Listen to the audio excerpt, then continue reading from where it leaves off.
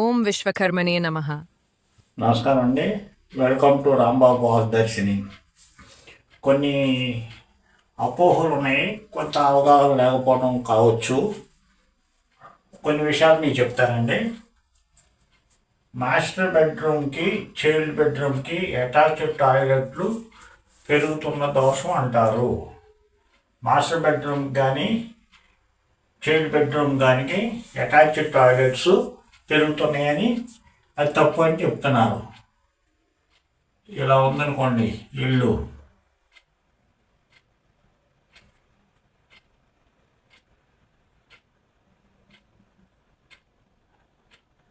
ఇలా ఇస్తాం టాయిలెట్లు.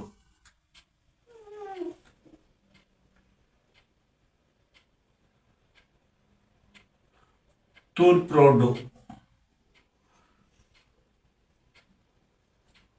అనుకోండి, స్థలం ఓన్లీ బిల్డింగే గీశాను, కాంపౌండ్ వాల్ లేదు.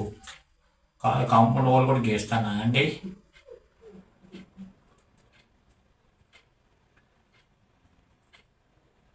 ఇలా ఉన్నప్పుడు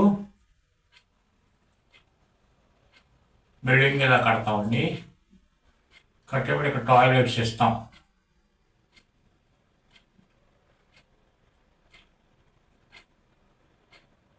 ఇలా ఉంటుందండి. ఇప్పుడు ఇది kitchen, hall, dining, child bed, master bed. దీనికి మనం ఇలా కాకుండా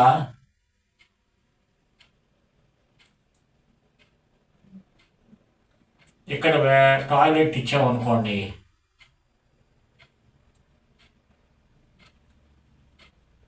ఇక్కడ టాయిలెట్ ఇచ్చామనుకోండి,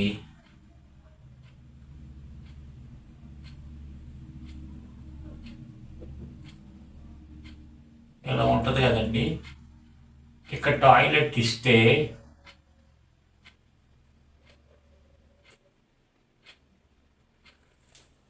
ఇక్కడ టాయిలెట్ ఇస్తే ఈ టాయిలెట్ ఇక్కడ కాదు,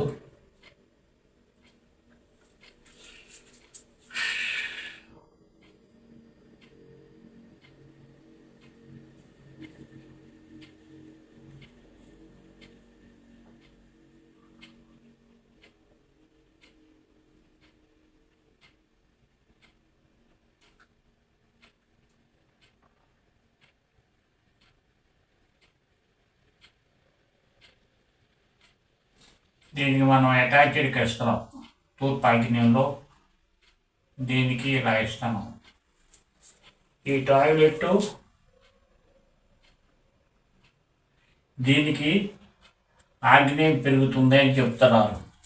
ఈ మాస్టర్ బెడ్రూమ్కి చైల్డ్ బెడ్రూమ్కి తూర్పు ఆగ్నేయం ఉత్తర వాయువులో ఇచ్చిన టాయిలెట్లు ఈ రూములకి పెరుగుదలని చెప్తారు. అదే వాస్తవం అండి. ఎప్పుడూ కూడా ఇలా మనకి పెరగకూడదు, కానీ దిక్కులు అవుట్ సైడ్ పెరగకూడదు, కానీ బిల్డింగ్ లోపల మనకి ఇలా పెరిగినందువల్ల ఎలాంటి దోషాలు రావండి. బిల్డింగ్ ఇన్సైడు ఎలా రావాలి, కాకపోతే ఈ శాస్త్రపరంగా మనకి రావాలి. దక్షిణాగ్నేయం కానీ దక్షిణ నైరుతి కానీ పడమర వాయువులో కానీ మనకు టాయిలెట్లు వచ్చేటట్టు నార్త్ 0 degreesకి మనం సెట్ చేయగలిగితే ఇబ్బంది ఉండదండి. ఇది ఈ తూర్పు ఆగ్నేయం ఉత్తర వాయువు పెరుగుదల కాదండి, అది కాదు, తప్పు. బీరువా అల్మరాకు నెంబర్ 1 వెస్ట్ సౌత్ వెస్ట్. ఇక్కడ ఉండే దేవతలు వరుణ, పుష్పదంత, మిత్ర. వరుణ సంపదలు ఇస్తాడు, సుఖాలు ఇస్తాడు. పుష్పదంత ధనాన్ని పెంచుతాడు, అభివృద్ధి చేస్తాడు.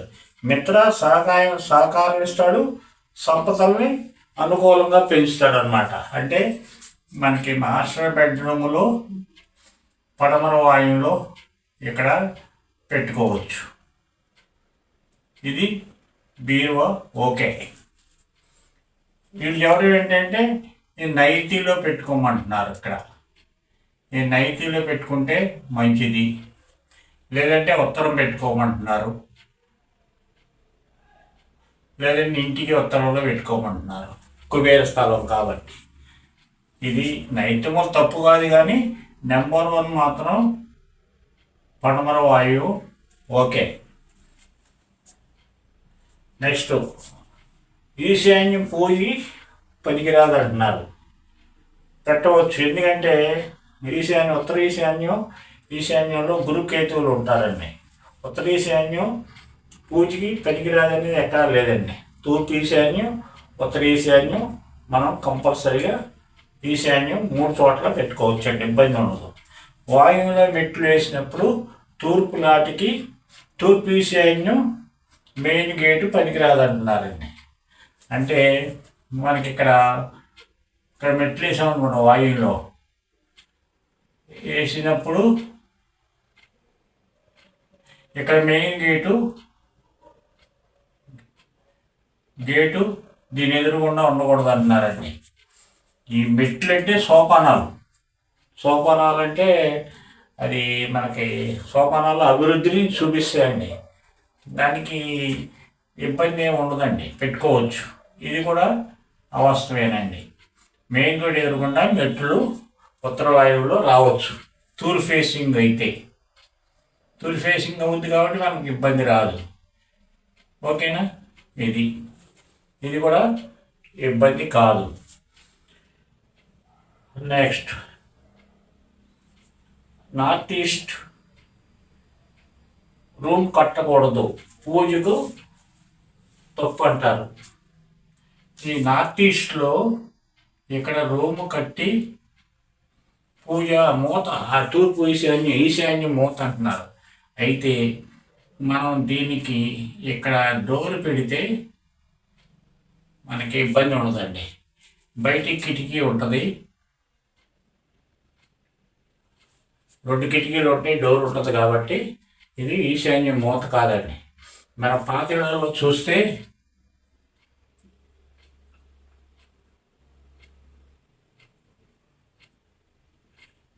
ఇక్కడ ఈశాన్యం రూమ్ ఉండేదండి, ఇక్కడ ఈశాన్యం కొట్టు ఉండేది,